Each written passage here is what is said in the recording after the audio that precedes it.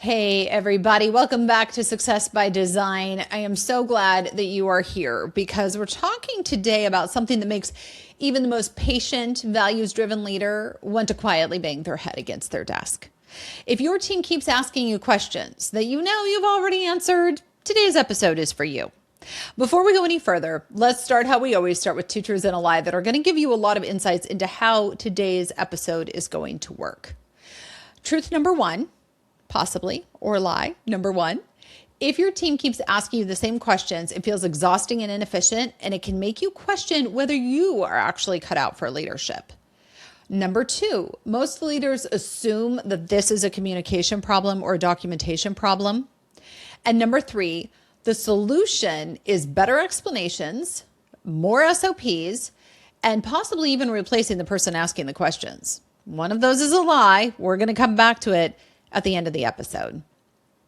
So let's just name the frustration first, because I know what it feels like. You're in the middle of real work. We're talking deep work, client work, your design thinking, you're into strategic decisions, and someone pings you with, "Hey, Katie, quick question." And you think, and I have thought, we talked about this yesterday or last week, or literally this is written down as an SOP in a project management software in our training library. And then the spiral starts. Am I not being clear? Why don't they remember this? Do I need to document everything? Did I make the wrong hire? And here's where it gets dangerous. Because my propensity is to start answering faster, tighter, and more defensively because I want to keep things moving, and I am having these thoughts. But I have to remind myself that every time that I do this, I'm quietly reinforcing the exact dynamic that's exhausting me. In all of the interior designers I have coached, usually it lands on one of these four assumptions when we're in these situations. I must not be explaining myself clearly. So you repeat yourself louder, slower, with more context. Number two, you need better documentation. So you start building out the SOPs, Notion pages, Google Docs, flowcharts. We get AI involved and we just create more confusion. Number three, maybe you think to yourself, they're just not confident. So you hover and check and follow up, which, by the way, makes them less confident. And finally, you end with, well, that does it. I hired the wrong person. And this one carries a lot of shame, by the way. And listen, don't get me wrong. Sometimes documentation is needed and sometimes a role is misaligned. But if this is happening consistently across multiple team members over multiple seasons, it might not be a communication issue. It might be a decision ownership issue. Let's talk about real shift when it comes to decision ownership. And here's the reframe I want you to just take and sit with and let kind of crock pot into your bones. Every repeated question is feedback, not about your team, but about your leadership. So I'm not trying to blame you. That's power. Because when your team keeps asking you questions you've already answered, what they're really asking is, am I allowed to decide this without you? And most teams, especially in creative, relationship-driven industries like ours, have been trained not to decide. Why is that? Because you're the visionary. You've always caught mistakes. You've historically stepped in. You've rewarded correctness over ownership. And so they're not asking because they're incapable. They're asking because you still own the decision in their mind. I can't tell you how many times this has come up in our business. And this is why, if you recall in the last episode, I walked you through set a dollar limit and give everyone on your team the ability to make a mistake up to that dollar amount, and then turn them loose. Now, don't get me wrong. Trust is earned and then it is validated. But at some point you do have to let go or you will rip your hair out. You have to let go and you have to let them decide if they're going to do it or not. This can be really, really hard to do. Speaking from personal experience, this can be really hard to do, especially if you are a high precision person like I am. It is very easy for me to come down on the side of, why didn't we get this and this and this and this lined up? And those are real and legitimate questions. But the better question is run with it, build out all the templates, and then circle back with me and let's go through them together and see what's missing. Are there SOPs involved? Yes. Are there processes involved? Yes. But there's also this intangible element of letting go and trusting the person you hired to do the job. Now, if you're sitting here and you're like, I hear you, Katie, but this does not sit well in my gut. I'm not sure that this person can handle it. I also want to give you permission to listen to that. There's a reason why your gut is saying that. And you need to dive down into whether this is, in fact, the right hire for the position.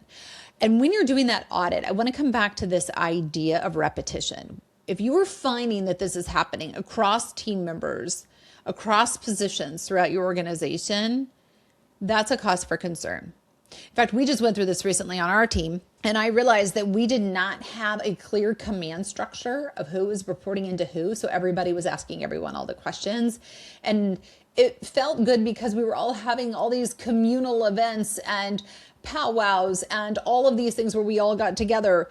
But in reality, we were just wasting time and wasting the client's money. And it was a lot more efficient to create a chain of command structure and then empower everyone in their spot on the bus to make these decisions.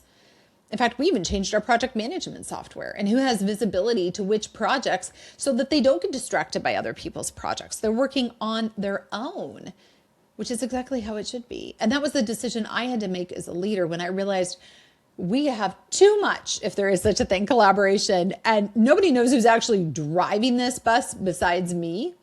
As is the case in each project, there needs to be a bus driver. So let's get everybody out of everybody else's lane and make this clear. Let me pause here and ask you something, and I want you to really answer this. What is the question your team asks you most often that makes you feel stuck in the weeds? I want you to DM me. What is the question, number one, and how does that make you feel when it comes up? And if you're driving and you only get one of the two, that's totally fine. Because I promise you, you're not alone. I respond to every DM that comes through. And I really want to hear from you about what you're facing that keeps making you feel like you just cannot rise above. All right, let's talk about it. And you hear me talk about it on a lot of episodes, the difference between being a business owner and a CEO. But how does that apply to today's topic? And this is really where the leadership shifts from the doing to the designing. When you step into your CEO role, your job is no longer to approve every choice and be the final answer to everything and protect everyone in the organization from discomfort. Your job is to build decision makers because your job is to put yourself out of a job. You need people empowered who are capable and feel they have the authority to make decisions. And that really also relates to how you respond to the questions when they do come to you. Because you can make the shift in your mind, but it's how you start manifesting it in your response that's going to yield the cultural change that you are looking for in your organization. I want you to think about it this way. Instead of answering the question, ask, what do you think the best option is? What's the risk if we choose A versus B?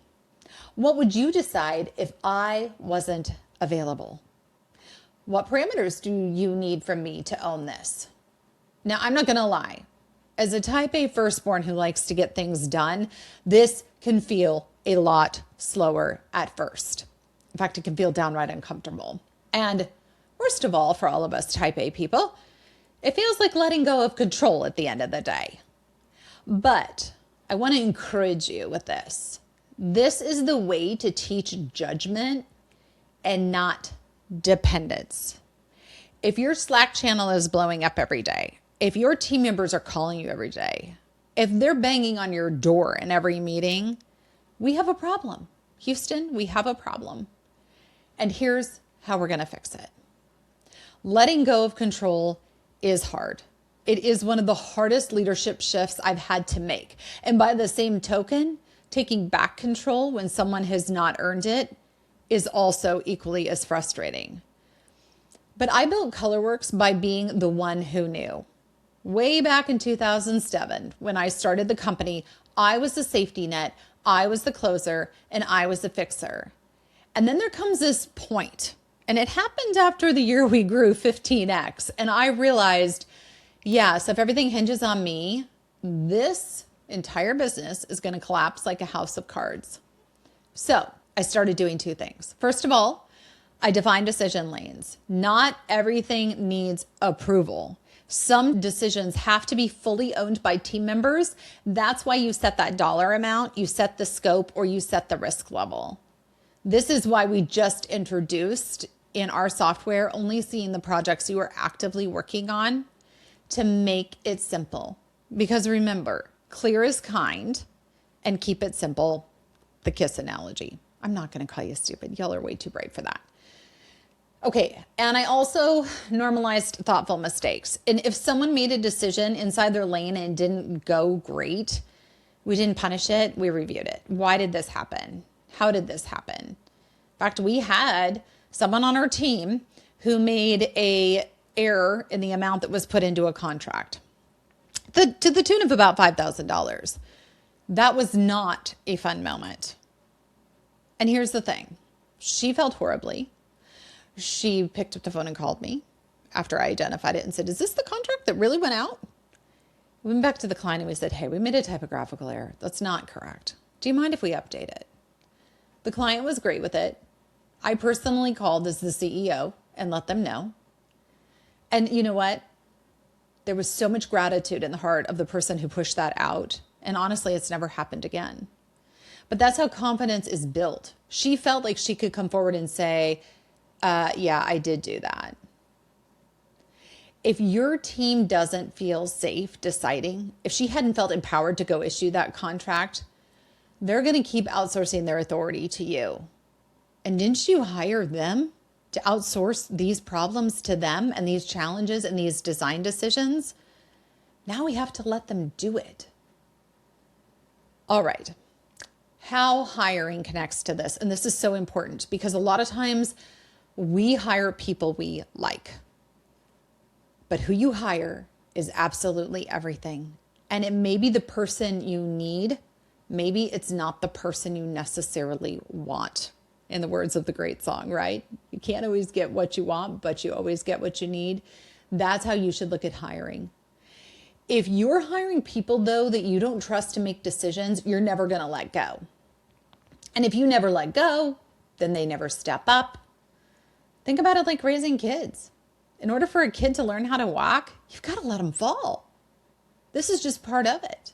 Same thing is true when raising up a great team.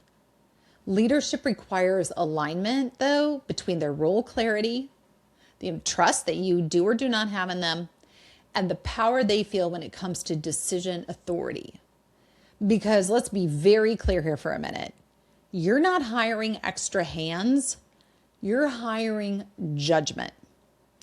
This is why in our firm, we use the Clifton Strengths from Gallup. If you're familiar with Gallup, and no, I'm not a paid advertiser for them and I don't get any money from this, but I want to share this tool with you. Gallup is one of the most profound data and polling entities in at least the United States.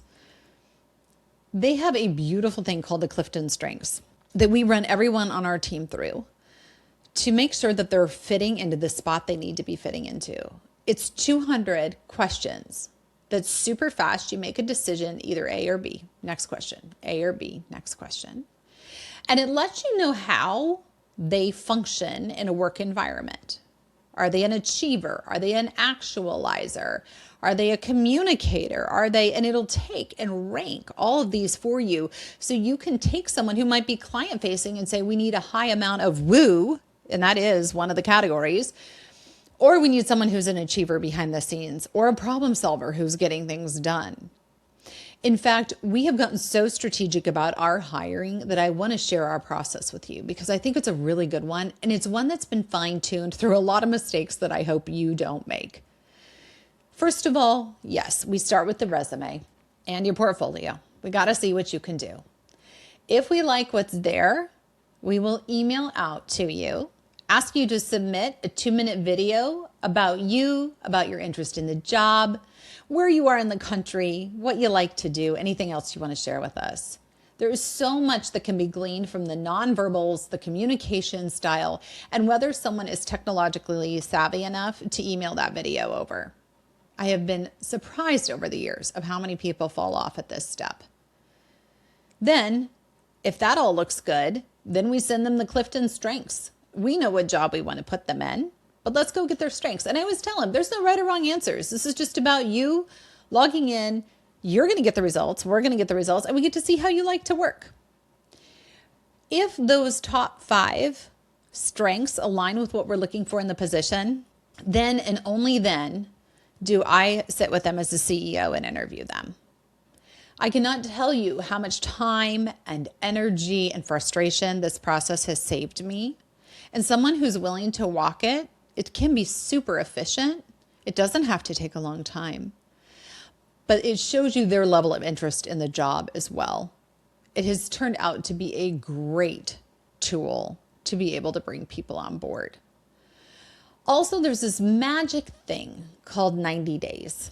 And a lot of companies used it. And until I started CEOing actively, I didn't fully appreciate 90 days. Whether you're hiring a contractor or whether you're hiring an employee, and make sure this is in the contract either way, there's a 90-day review period. What I love about the 90-day review period is it's kind of like dating. Everyone looks really good at first, and they show up and they try hard and they put their best foot forward. But at the end of 90 days, we start to see the true colors. Can they handle the trust you've put in your hands? Do they have the stamina to hang with your team? Do you trust them? Are they good at staying in their own lane? Do they make great decisions and think critically and use good judgment and represent your brand well? Because it is right around that time that we find if people are going to fall off, that's when they fall off.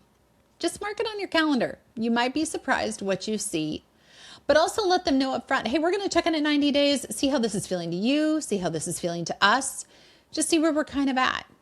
And just watch, because most people will forget how quickly 3 months will pass, but you will not. And then you can remind them. That way there's no fear of, I'm getting called into the office, there's a problem. It's an honest conversation of, does this feel good to everybody? And then if they don't feel that they're being given enough trust or enough power and decision-making authority, or that their role is unclear, guess what? You now have a platform that was established 3 months ago, whereby you can have an open and honest conversation about what they need to succeed in this role. This is how you build companies and not hobbies. All right, I want to talk to you about the lie revealed. So let's go back to our 2 truths and a lie and see if we can unpack this, because it is so incredibly important. Number 1, if your team keeps asking you the same questions, it feels exhausting and inefficient, and it can make you question whether you're actually cut out for leadership. I hope by now you know that is true. Made me question it for a long time. Number 2, most leaders assume this is a communication problem or a documentation problem. Yeah, that's really typical. Do you have the best processes? Do you have the best procedures? Have you set up one-on-ones? It's easy to think all of these things. That is really normal. All right, number 3. The solution is better explanations, more SOPs, or replacing the person asking the questions. And that, my friends, is the lie. That is the lie revealed. The real solution here is decision ownership. When you shift that, everything starts to change in your business. Not only do you get to breathe better, but guess what? So do they. I want to talk about seasons for a minute before we wrap up the episode, because sometimes there are seasons in life where someone started out even after the 90 days and they did great. They did great on your team for years. Things shift, not just in you and your decision ownership, but being a good CEO is recognizing where your people are at. Maybe someone made really good decisions for years who's worked for you, and then it started to decline. And we started to see some recurring problems. That is a flag for sure. That warrants a conversation at a minimum, because something is up. Either something is up personally in their lives, something is up professionally. Maybe they're not getting their needs met in the job anymore. Or maybe there's something up in the organization where they feel there's been a cultural shift and it's not a good fit anymore. The sooner you can drill down on this, the more effective you can be as a leader. And maybe it is time to end this season. Maybe this season has changed. Maybe the weather has shifted. Maybe they want to scale back. Maybe they want to take a lesser role. Maybe they just want to do one thing and one thing only. And a lot of times I think we hear that as leaders and we're like, well, why? There can be a myriad of reasons why. It's not so much the why as it is, how do we get you to that point if you want to keep them in the organization? That can be really, really a hard acceptance as a leader, but it's deeply critical for their happiness and also for yours, because if they're not in a position where they are excited about it, guess what? It's going to manifest in the work every single day. So the sooner you can meet them where they're at, instead of trying to change where they're at or potentially understand a myriad of reasons of why they're where they're at, the better the organization is going to be. And then go back, find the person, use the hiring practices I shared with you today and the tools, and find the person who is going to step into those duties in a meaningful and significant way where it's going to make them excited. We just had this on our team not that long ago when someone came forward and said, I could see it in the work. And I'm like, in an ideal world, I sat them down. What would you do? And she was very honest. She told me. And I said, so would it feel good to you if I brought in someone else to do these things? And I said, I don't want to offend you. If you feel those are yours and you want ownership over them, you let me know. But we can also find someone else to do these things. The world is full of people and a lot of them love to do these things. And she said, oh my gosh, that'd be amazing. Thank you so much for offering. Yes. Can you please get someone in to do those? I said, absolutely. In fact, it was so funny. I was so worried about her being offended. I was truthfully dreading the conversation. That when it ended, I thought, praise be, I'm so glad she's happy. I'm not going to step on her toes. I'm not going to hire someone who's going to come in and take half her job that she wants to hang on to. Instead, she feels completely seen, safe, and heard. And now we're just going to adapt the roles to meet her where she's at and bring someone else in to do these other things so that the organization can keep moving and the projects can keep getting better. Because isn't that all of our goals? If this resonates with you and hits close to home, and if you're realizing that your leadership might be the bottleneck on your team, I want to help you work through that. This is why I offer a free 15-minute problem-solving session where we take one leadership challenge and get you clarity on the next steps. This isn't about a pitch. It's not about pressure. And it's just a real conversation. If you're interested in having that with me, and I would be honored to do so, head over to fixmydesignbiz.com. That's fixmydesignbiz.com. You can schedule a call at your convenience. I'll pop up like your fairy godmother, and we'll start working through what issue is challenging you. It's so important. And speaking of issues that are challenging you, we got some great fan mail. Hi, Ash. Yes, I see you in Spartanburg, South Carolina, and thank you for reaching out. I wanted to email you and our platform won't allow it. So please head on over to fixmydesignbiz.com and book a slot with me. I love what you shared when you said, hi, Katie, I found your podcast while looking for guidance on how to start my interior design business. I'm loving many aspects of my new venture, but struggling hard with the partner I asked to join me. She's a wonderful person, but a terrible business partner. I'm not sure how to move forward as 50-50 partners. Yes, I would love to talk with you about this and dive into what can we do to move it forward in a meaningful and significant way. There's a way to navigate through this. I'd be honored to assist you with it. Please don't hesitate to reach out. And I look forward to talking to you soon. Until next time, remember, your business should work for you, not you working for it. If it's starting to feel like that, it's time to head over to fixmydesignbiz.com. I want to have the conversation and get you back to where you want to be, building the business that you dreamed of way back in the day when you started it. Until next time, take care.